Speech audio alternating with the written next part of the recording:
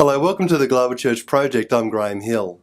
Jayakumar Christian is an internationally recognised leader in Christian faith and development. The former National Director of World Vision India, he is currently serving World Vision International as their leader of faith and development. Jayakumar Christian has authored numerous articles and books on poverty issues, community transformation, and the kingdom of God. His book, God of the Empty-Handed, has received wide acclaim. He lives in Chennai, India, with his family. Well, Jayakumar Christian, welcome to the Global Church Project. Hey, thanks. Thank you very much. You're World Vision's partnership leader for faith and development. What sort of roles have you had with World Vision in the past, and what does this role involve today? The different roles that I've played, I was frontline field staff. That's where I began my journey with World Vision. In some of our communities, especially rural programs, that's where I began. And over time played different roles. More recently, I was the National Director for World Vision India for over 11 years. Moved to this new role as the Partnership Leader for Faith and Development. And in this role, the excitement really is about bringing World Vision's field and faith convictions to influence our external engagement conversations, our strategy formulation, and our leadership development. I like this, not just the focus, but the passion it requires. So, enjoying it. Can you tell us something about World Vision India? So what kind of work are they involved in? World Vision India is an operational organization, Pan-India. We serve something like 2.4 million children across the nation. We are involved in a significant portion of our programs are community development, urban and rural, in different parts of the country. And we are also involved in humanitarian emergency response. So currently we are involved in drought relief in India because that's a big disaster that's happening now. And also World Vision is actively working with the government in providing feedback on policies, sharing with them issues and concerns at the field on how their policies are being executed. Our work with the government primarily focuses on policy implementation rather than policy formulation. And as Partnership Leader for Faith and Development, what kind of activities are you involved with? Graham, like I mentioned, there are three primary areas that I'm focusing on, essentially to avoid being spread thin. The first one is external engagement of World Vision, to be able to integrate into our external engagement from World Bank to UN to donor and bilateral and multilaterals, or with Islamic Relief and all those kinds of organizations, bringing World Vision's faith convictions to the table, because we believe any humanitarian action would and must engage four particular segments of the society, or aspects of the society. The first being faith in itself. To be able to produce sustainable change, we need to be able to engage faith. So faith has to be at the table. Faith communities will have to be at the table, because a significant portion of sustainable change relates to behavior and worldview and relationship changes. So will require the engagement at faith and will involve faith communities, faith leaders of various faiths, and faith-based organizations. So to be able to create space and voice and leverage that strength. So this is not simply World Vision agenda. This is really about enriching the humanitarian sector conversations and decisions and processes. The second area where I'm focusing on is on strategy formulation, to really bring these four components to our strategy processes, really, at the global, national, and the local level. And finally, in terms of our leadership development, both in terms of governance as well as management leadership. What does being a board of a faith-based organization mean and involve as compared to simply another NGO or an INGO? In God of the Empty-Handed, which is your book, you look at 6 themes that redefine poverty and responses to poverty. The first one is that we need to think about God complexes and how people have God complexes in the way they relate to the poor. Can you describe what you mean by that? The poverty is not simply about statistics that have gone wrong. The world's tendency to reduce it to merely a statistical phenomenon or something that has gone wrong statistically is being too reductionistic, because poverty is about relationships, and relationships that were originally meant to serve as safety nets have gone wrong because people tend to play God in the lives of the poor. When I say God in the lives of the poor, I mean the tendency to claim absolute status, tendency to defy any scope limitation, tendency to influence the future, the tendency to assume that their power will never get deflated. These are all attributes that you normally ascribe to God. And when people assume that status, I'm suggesting they're tending to play God in the lives of the poor. And the complication here is it's not individual actors or players who play God. They tend to reinforce each other to keep the poor powerless. So when that happens, we are not up against simply some particular aspect of life of the poor gone wrong. We are dealing with issues of people playing God in the lives of the poor.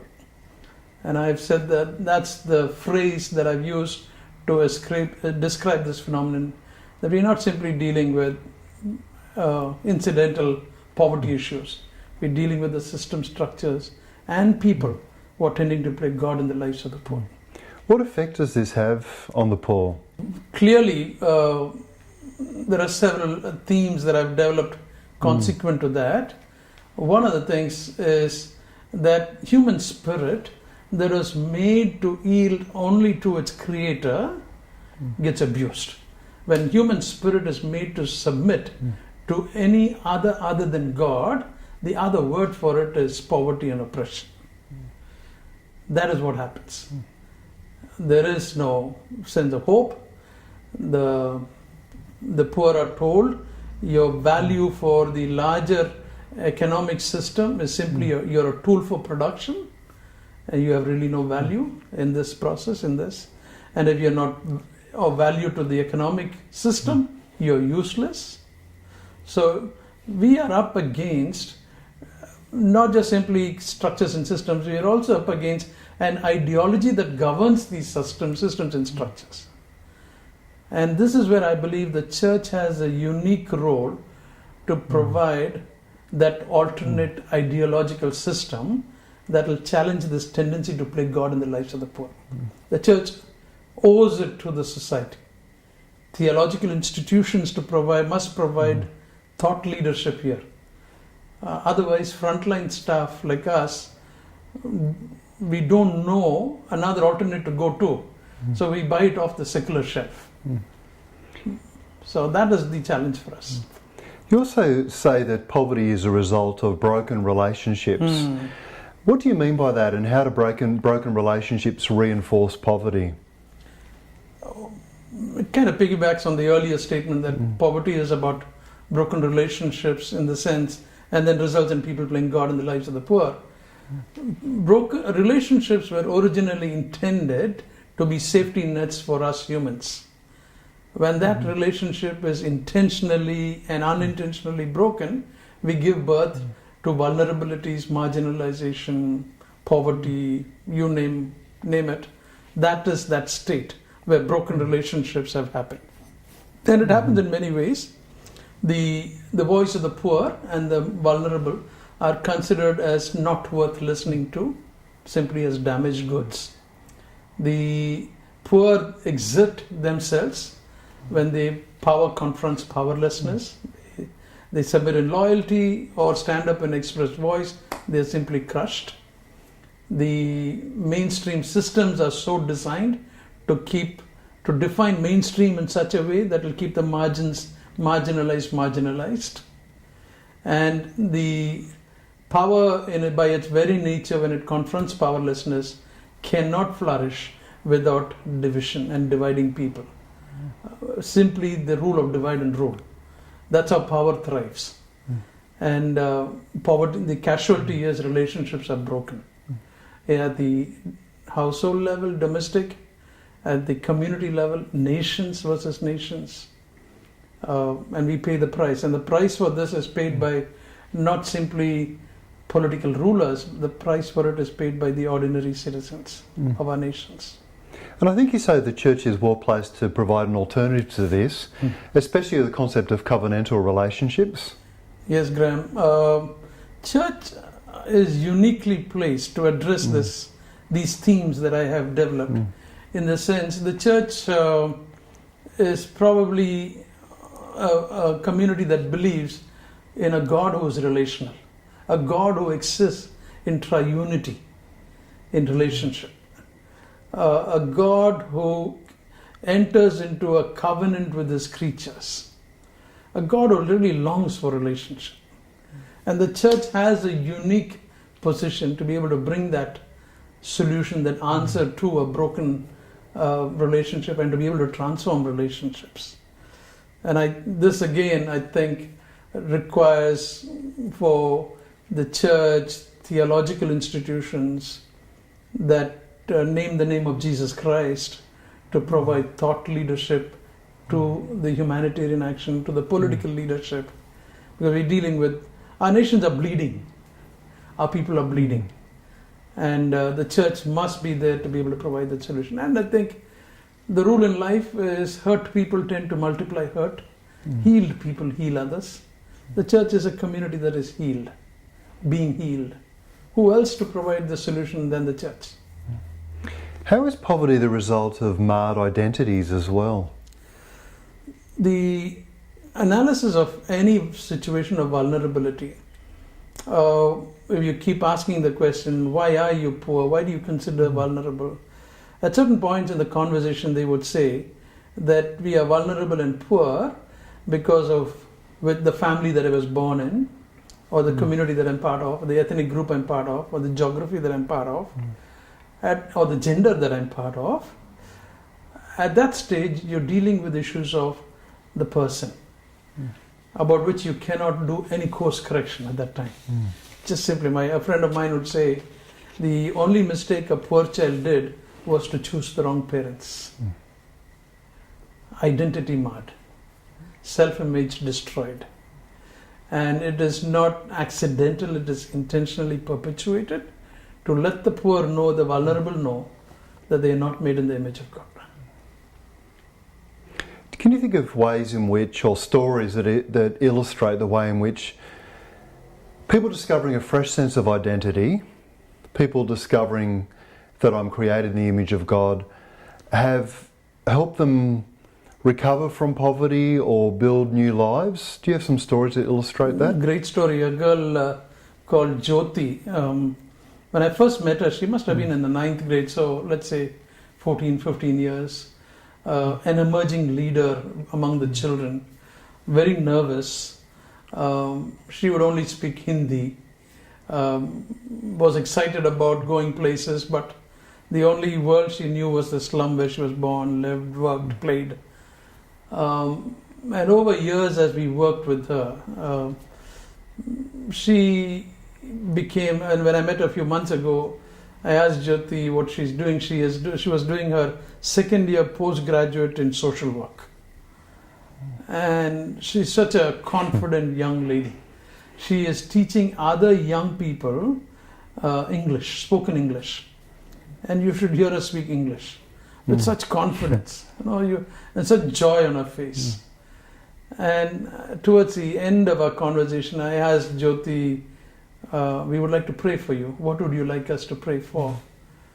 And for someone who is that age, probably 20, she thought for a long time. I was a little surprised that she would think that long.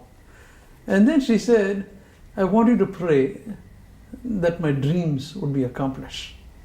And she said this, and it stayed with me. She said, my dream is that others' dreams would be achieved. I thought to myself, if Jyoti could be transformed from such a nervous little young child to thinking of others' dreams, great change, great transformation. Jyoti has been such a hero for me in that sense. I think you say poverty also can be the result of poor interpretations or distorted interpretations of history. How does that happen? Many of us, I think, make this mistake assuming that when we get engaged with poor communities is when the world starts for them. Forgetting that their today and their future will be a product of their history. And history is not simply a pure collection of facts. History is always interpreted. And if that interpreted history has a segment which is remembered selectively by communities. And history is always written from the position of the winner. That's how winners can remain winners. And the vulnerable and the marginalized are simply tools in writing history. They are never the heroes of history. And the systems tend to reinforce it, social norms tend to reinforce it, worldview tends to reinforce it constantly, so that the poor will always be vulnerable, because history is written with everything slanted against the poor and the vulnerable. History is the culprit. And the world tells the poor, God is not interested in you. God has actually forsaken you. Look at your history. Your history is your evidence. Written from the winner's point of view. And for the church to be able to come alongside and say, no, God has been active in your history. Look at the fingerprints of God in your history. God has not abandoned you.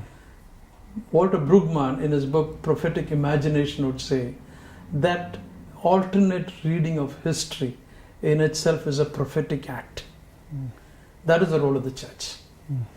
We may not answer all the questions, but just to say that there is another reading that is possible of history is the role of the church. Can you think of ways that local churches have engaged with particular communities to help them think about their own history in a new way? Okay, have you got examples of where that's happened well? I'm not sure of, I haven't come across local churches, but I've seen communities that have redefined their history. I still remember this program or this visit that I had with a community. And as part of our baseline work, we asked them to draw pictures of their present and their future dream. And they had drawn this picture, no words, they just draw the picture of the present map of the community. And very simple, sketchy.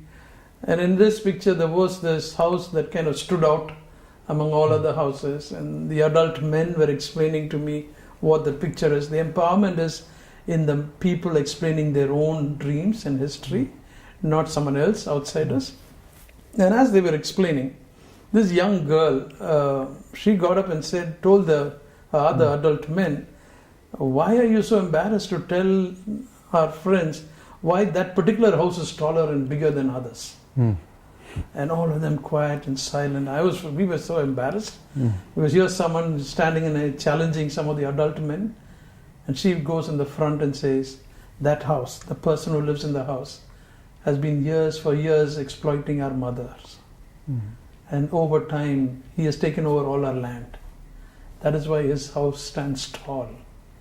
That is our village. When the realization that they can, the right to dream is still there, in the fact that they're made in the image of God, in itself is so empowering.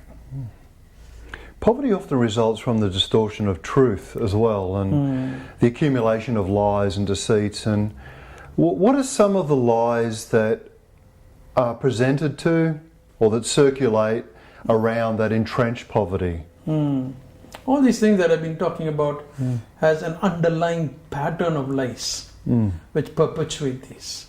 That the powerful can play God in the lives of the poor, a lie. Force always prevails over ideology, a lie. Truth submits to power, a lie. Human beings are not made in the image of God, a lie. Relationships are defined by the mainstream, another lie. So when we work among the poor, we are up against what I call as a web of lies in which the poor and the vulnerable are captives. So our business then is to proclaim truth in this context. To be able to say that is a bluff. That is not true. The poor too have the right to dream dreams. The poor are made in the image of God. The child can have aspiration. The child is made in the image of God. The girl child is made in the image of God. To be able to say the truth. And I think the society owes to the vulnerable to call a bluff a bluff. And unfortunately our media and all those kinds of things tend to be great instruments. Our systems, our education system, our legal system, everything are great instruments to promote these lies. And we are up against a system that keeps the poor captive in a web of lies. And how do principalities and powers feed into this? Because, and sometimes we're not even clear what we're talking about when we're talking about principalities and powers, but you talk about the way in which they might exploit or manipulate the poor. What are the principalities and powers and how do they often operate in this scenario?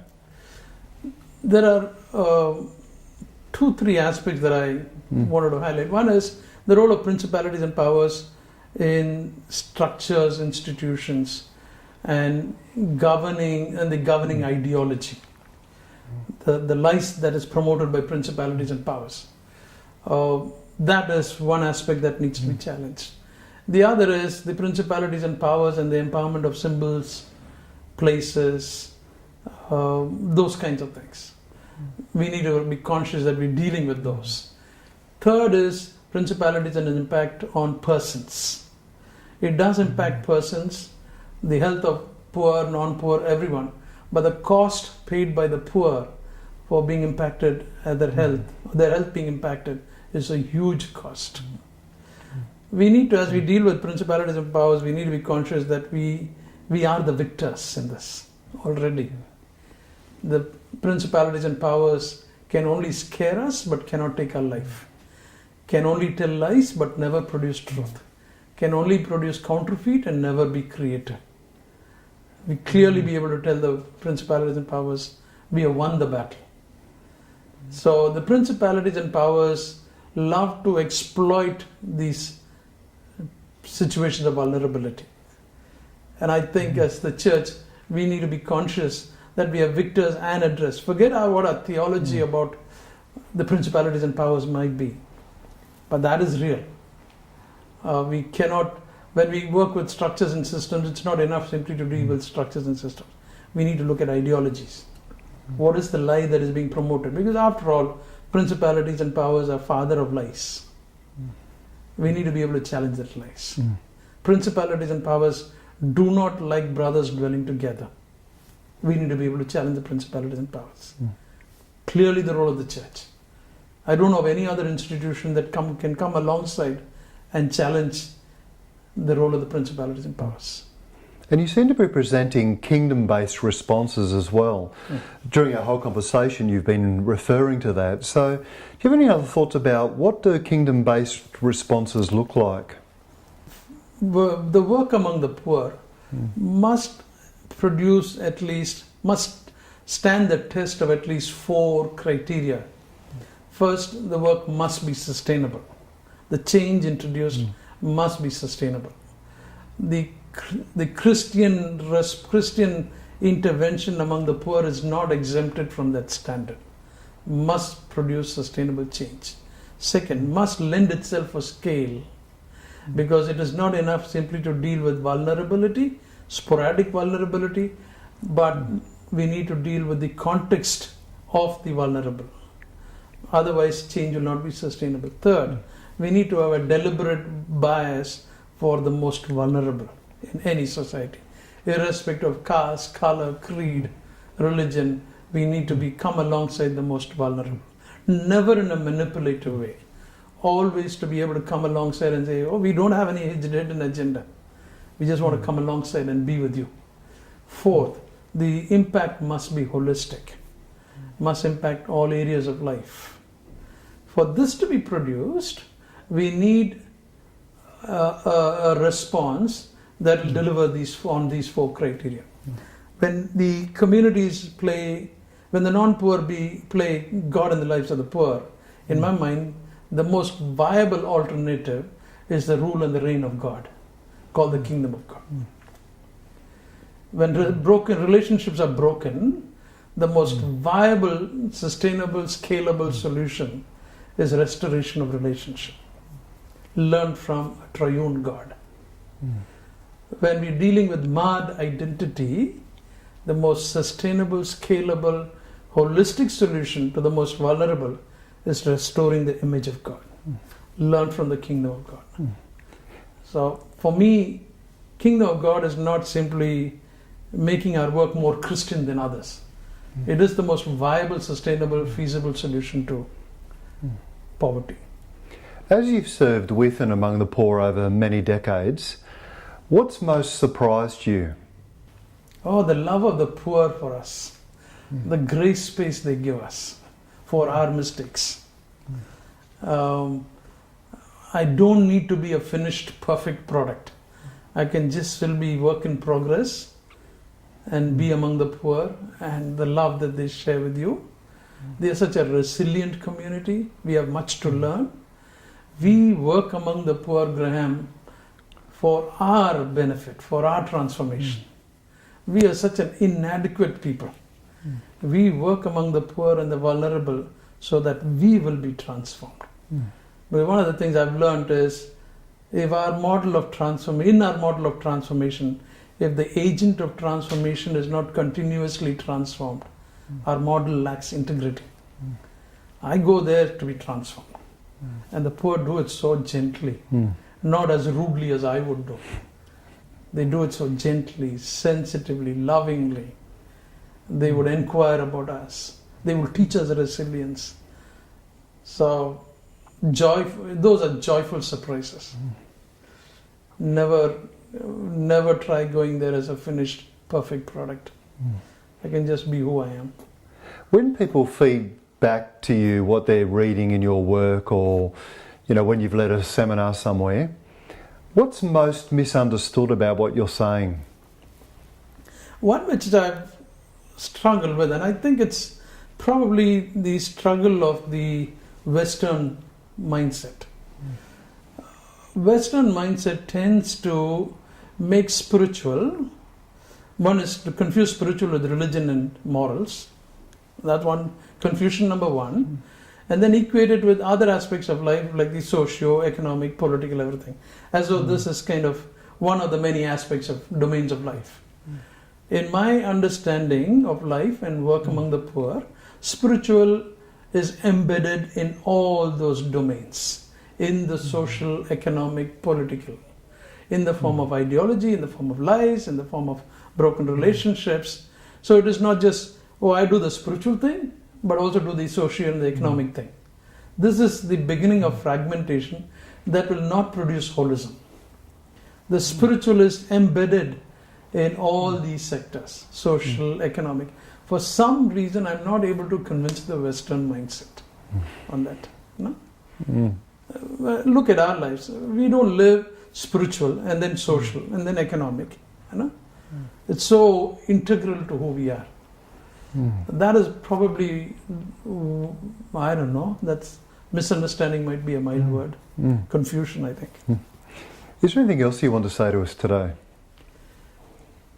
I think the church in particular owes it to the society to be simply winsome and never feel insecure about serving our society, with a significant portion of them being vulnerable, The church needs to be there in the forefront without a hidden agenda, just as a servant community that seeks to serve with no hidden agenda. And our relationships, just for relationship's sake, and never make it transactional. Just be there. Because our nations are bleeding. And who else but the church? Jayakumar Christian, thank you for joining us at the Global Church Project. Hey, thanks a lot, Graham. Enjoyed. The Global Church Project is located at www.theglobalchurchproject.com. On our website you'll find a wide range of interviews and resources for colleges, universities and churches. I look forward to your company next time. From me, goodbye.